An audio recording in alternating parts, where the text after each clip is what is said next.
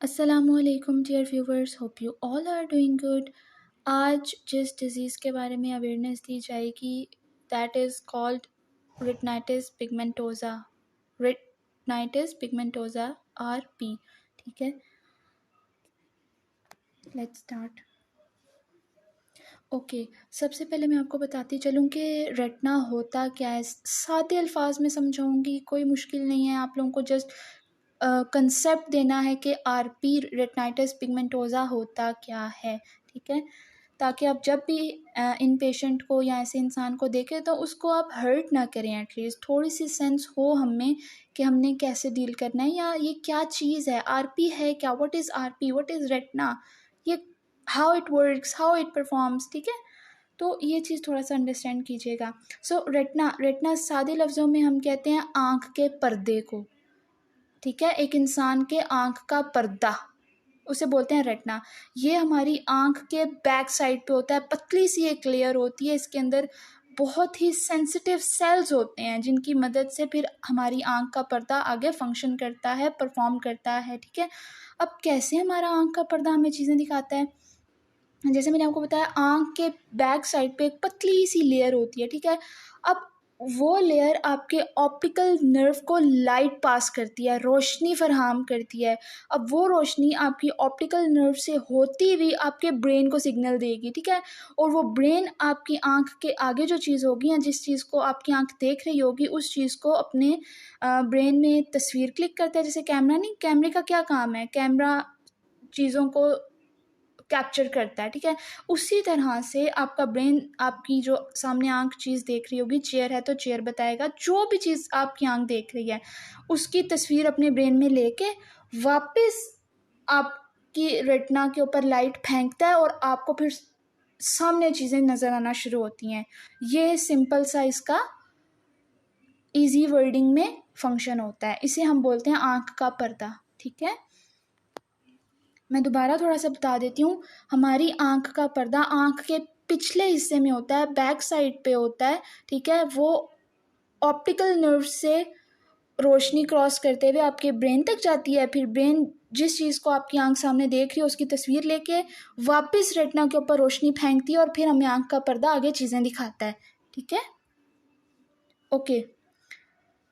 अब इसका फंक्शन क्या है, इसका फंक्शन यही है जो मैंने आपको बता दिया कि जब हम किसी चीज़ को देखते हैं तो ऐसे ही नहीं देख लेते, इसके पीछे एक पूरा मेडिकल प्रोसीजर है। हमारा आँख का पर्दा पहले लाइट को, ठीक है, इलेक्ट्रॉनिक सिग्नल्स को कैच करता है। ठीक है, इलेक्ट्रॉनिक सिग्नल्स को कैच करने के बाद ऑप्टिकल नर्व के थ्रू लाइट पास होती है, रोशनी पास होती है, फिर वो आपके ब्रेन को बताएगा कि आगे क्या चीज़ पड़ी हुई है। ब्रेन वापस आपके पर्दे के ऊपर लाइट फेंकेगा और आपको सामने चीज़ें दिखाएगा कि ये क्या है।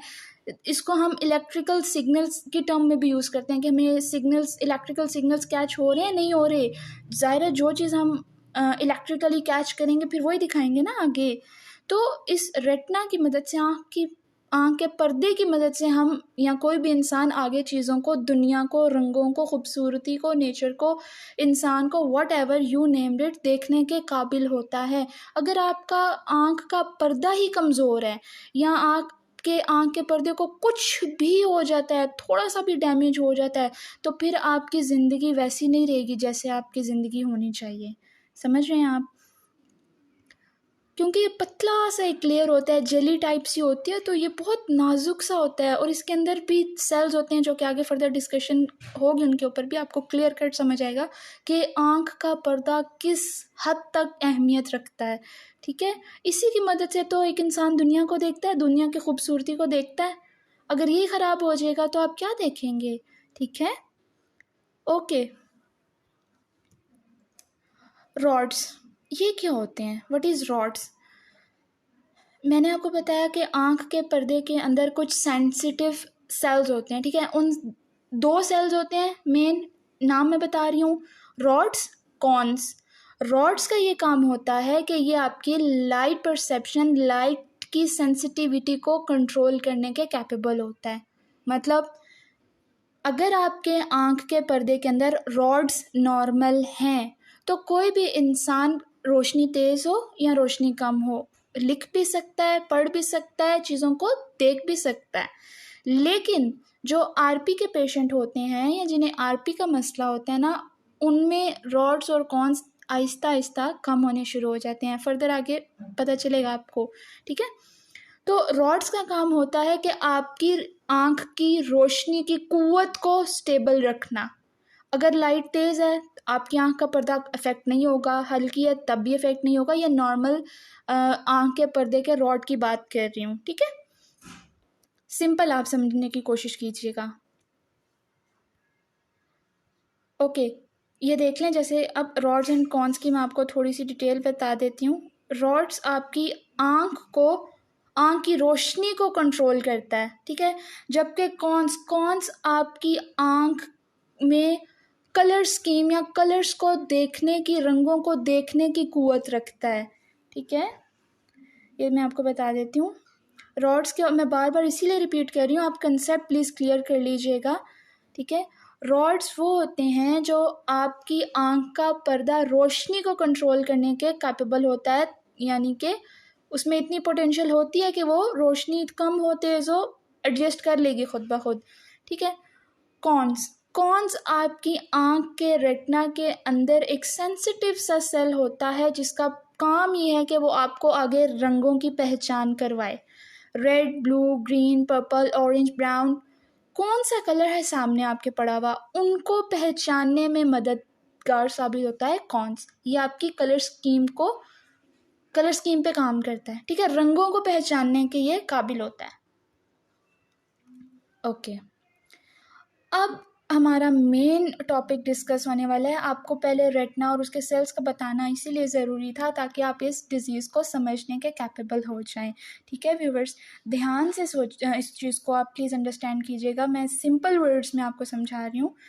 रेटिनाइटिस पिगमेंटोसा या रेटिना पिगमेंटोसा या आरपी, ये होता क्या है, ये क्या डिज़ीज़ है, क्या चीज़ है ये।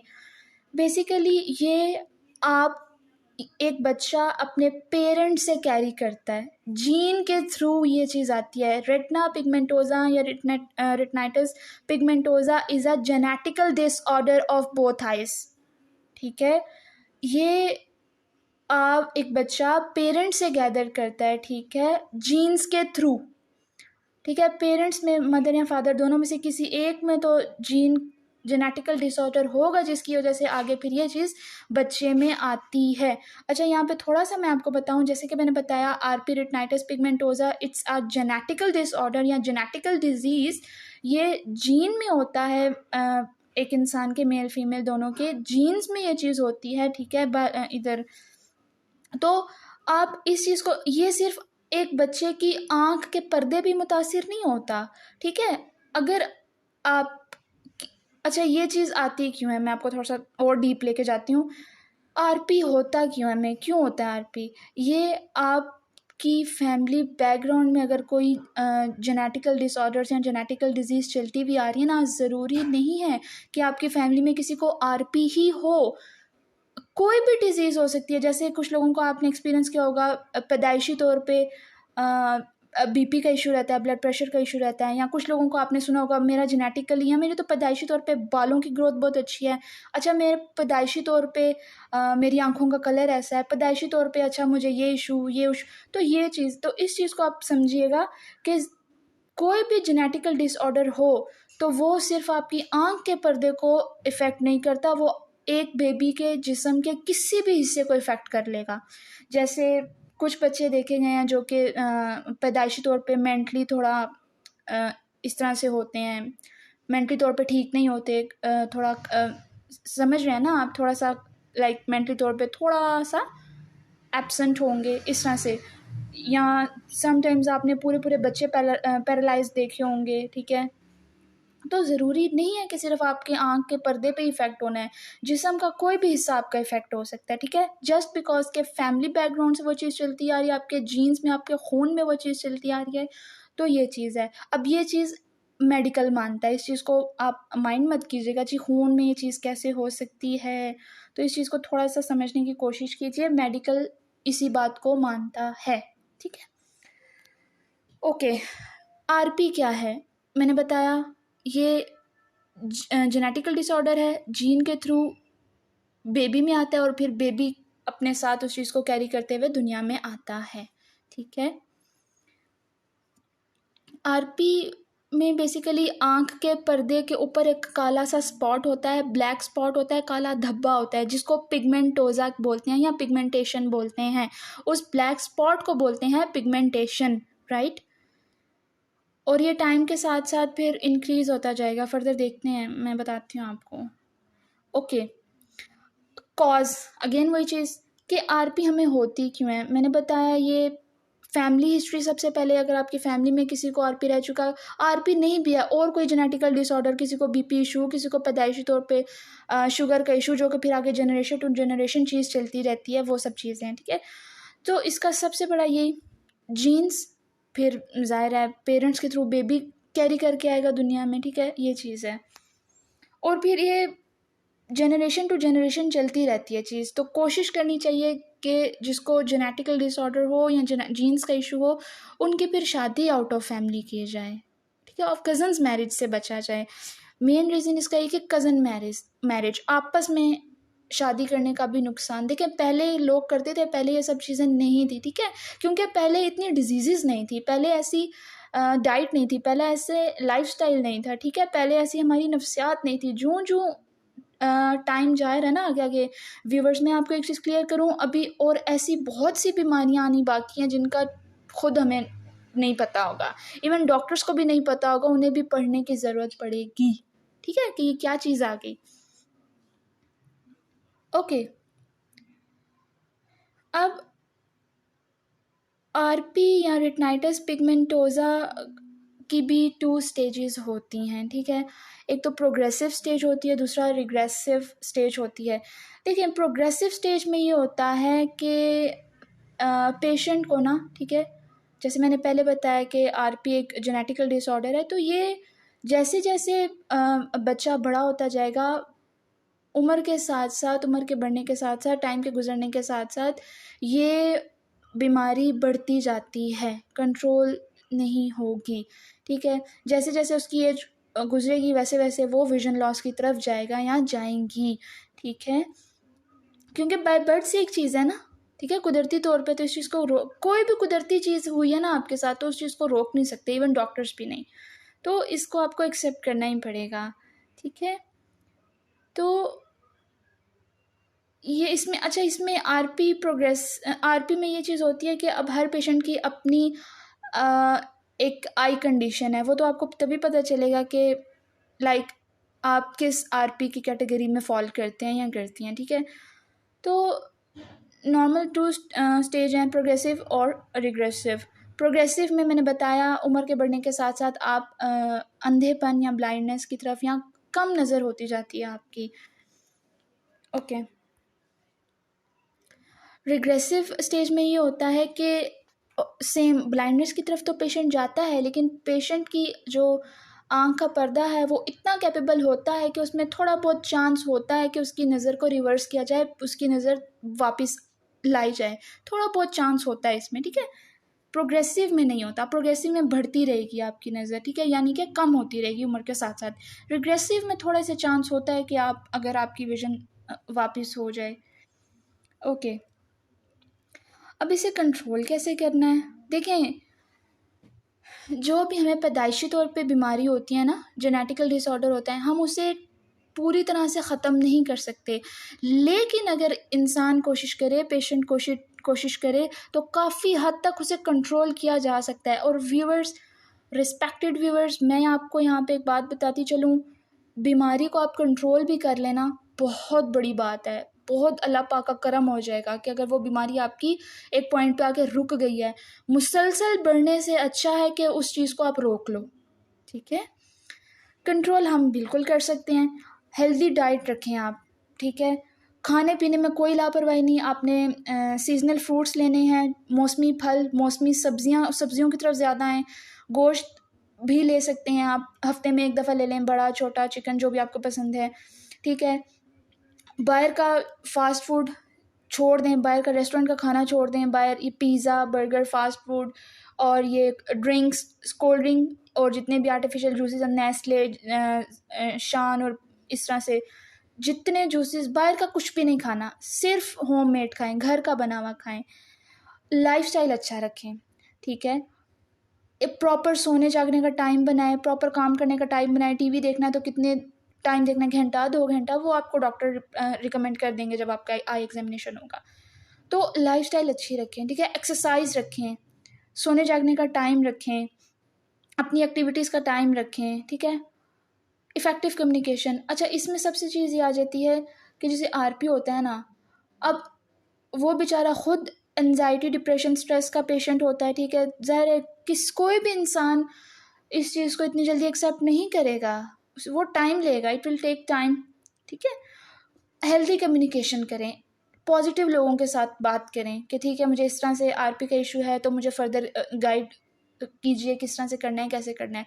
आरपी एक ऐसी चीज़ है ना जिसको समझने के लिए लोगों को बहुत टाइम लग जाएगा, ठीक है। लोग नहीं अंडरस्टैंड कर पा रहे कि क्या है ये, सीधा बोलते हैं ये तो ब्लाइंड है, ही इज़ ब्लाइंड और she is blind, which is very wrong.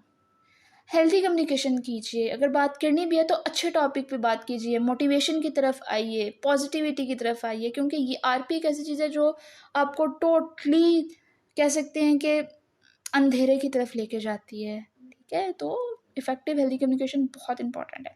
Social interaction करवाइए ऐसे बच्चों का, ये नहीं है कि जी मेरी बच्ची को आइज़ का मसला है, मेरे बेटे को आइज़ का मसला है तो आप लोगों से डरना शुरू कर दें अपने बच्चों के लिए, ऐसा नहीं होता। बाहर निकालेंगे, वो फेस करेंगे चीज़ें, वो खुद ही सीख जाएंगे, ठीक है। एज अ पेरेंट मैं आपकी प्रॉब्लम को अंडरस्टैंड बिल्कुल कर रही हूँ, ठीक है, लेकिन अपने बच्चों को ट्रेनिंग दीजिए, अपने बच्चों को एक्टिव कीजिए, मेंटली तौर पे भी, फिजिकली तौर पे भी, ठीक है। आपके बाद क्या करेंगे आपके बच्चे, आप सारी ज़िंदगी उनके साथ रहेंगे। सोच के देखिए ना, अगर एक बच्चे में एक मसला आ गया है और जिसमें उसका कोई कसूर भी नहीं है, उसकी कोई गलती नहीं है, ठीक है, अल्लाह पाक की तरफ से है, ठीक है, अल्लाह की मर्जी है, ठीक है, तो उस चीज़ को एक्सेप्ट करें, अपने बच्चों को स्ट्रॉन्ग बनाएं कि वो कल को हालात से लड़ने के कैपेबल हो, ना कि उन्हें एक कमरे में बंद कर दिया जाए। होगा कुछ भी नहीं, आपका कुछ नहीं जाएगा, वो ज़हनी तौर पे बीमार रहना, मेंटली इलनेस आ जाएगी, फिर वो जाएंगे डिप्रेशन की तरफ, और ये डिप्रेशन स्ट्रेस लेके जाती है आपको सुसाइड की तरफ। तो क्या ये चाहते हैं कि आपके बच्चे वीक हों, आपके बच्चे 2 लोगों में खड़े होकर बात करने के भी कैपेबल ना रहें? इन चीज़ों को प्लीज़ समझने की कोशिश कीजिए, बच्चों को मिलवाया करें लोगों से। फिजिकल और मेंटल एक्सरसाइज भी कीजिए। फिजिकल में आप एक्सरसाइज कर सकते हैं, walk, jogging, running. Mental exercise में अगेन वही योगा कर सकते हैं, मेडिटेशन कर सकते हैं, राइट। ओके, अब ये नॉर्मल और एबनॉर्मल रेटिना को आप देख लें। फर्स्ट वाला जो है ना, ये नॉर्मल है, जो एक साइटेड है ना उसका ऐसा होता है आंख का पर्दा, और जो सेकंड वाला आप देख रहे हैं थोड़ा सा एबनॉर्मल है। इस ओके, नॉर्मल रेटिना आपका प्लेन होगा, कोई उसके ऊपर दाग धब्बे नहीं होंगे, अगर मैं सादे लफ्ज़ इस्तेमाल करूँ, सिंपल वर्ड्स, ठीक है। और जो थोड़ा एबनॉर्मल रेटिना होगा, एबनॉर्मल आंख का पर्दा होगा, उस पर धब्बे होंगे, उसकी वेन्स थोड़ी सी स्टक हुई होंगी, ठीक है, इस तरह से। ओके, ट्रीटमेंट की अगर बात करें तो देखें, सबसे पहले तो 4 साल की उम्र, 4 साल की उम्र, बेटा हो बेटी हो, मैं पेरेंट्स से रिक्वेस्ट कर रही हूँ, प्लीज़ रिस्पेक्टेड पेरेंट्स बात मानिएगा। 4 साल का बच्चा या बच्ची जब हो, उसे डायरेक्ट रेटिना स्पेशलिस्ट के पास लेके जाइए, अपने बच्चों का पर्दा चेक करवाइए। अगर कोई अल्लाह ना करे, खुदा ना ख्वास्ता बात निकल आती है, ठीक है, आरपी का कुछ इशू होता है, फ़ौरन से उन्हें बेस्ट आई हॉस्पिटल में रजिस्टर्ड करवा दीजिए। रेगुलर उनको अंडर कंसंट्रेशन या अंडर ऑब्जर्वेशन में डॉक्टर की रखें। मंथली बेसिस पे डॉक्टर चेक करते हैं, ठीक है, या आपको 2 मंथ्स, 4 मंथ्स, 6 मंथ्स बाद आपको टाइम दे देंगे। तो कॉन्टीन्यूसली आप एटलीस्ट बच्चों को डॉक्टर की निगरानी में रखिए, ठीक है। ओके, अच्छा, ट्रीटमेंट तो इसका फ़िलहाल कोई नहीं है, परमानेंट ट्रीटमेंट कोई नहीं है, लेकिन जैसा मैंने बताया कि कंट्रोल एक चीज़ हो जाए तो बहुत बड़ी अल्लाह पाक की रहमत होती है, कंट्रोल भी हो जाए तो। रिसर्च वगैरह इस पे बहुत ज़्यादा हो रही हैं, ठीक है, स्वीडन में, अमेरिका में, कनाडा में, और काफ़ी हद तक रिसर्च आई भी हैं, लेकिन क्या है आपको पता है, मेडिकल प्रूफ मांगता है, मेडिकल अथॉरिटी मांगती है, अथॉरिटी ऑफ फुलफिलमेंट, कि क्या वाकई ये चीज़ है या नहीं है, या सिर्फ टेम्परेरी बेसिस पे तो नहीं है। तो फ़िक्र करने की ज़रूरत नहीं है, इंशाल्लाह आने वाले 10 साल कन्फर्म इस चीज़ का ट्रीटमेंट आना ही आना है, ठीक है। होप सो आपको कुछ थोड़ी बहुत समझ आई होगी। इंशाल्लाह इसका मैं नेक्स्ट सेशन भी रखती हूँ जिसमें आपको थोड़ा सा और समझाया जाए कि आरपी के पेशेंट के साथ डील कैसे करना है, क्योंकि यूजुअली देखा गया है कि पेरेंट्स इस चीज़ को अंडरस्टैंड नहीं कर पाते और उसका नतीजा भुगतना पड़ता है फिर औलाद को। तो थोड़ा सा मैं नेक्स्ट सेशन में आपको और बताती चलूँगी, ठीक है। होप सो आपको थोड़ी समझ आई होगी। Thank you viewers for your time. Take care. अल्लाह हाफिज़।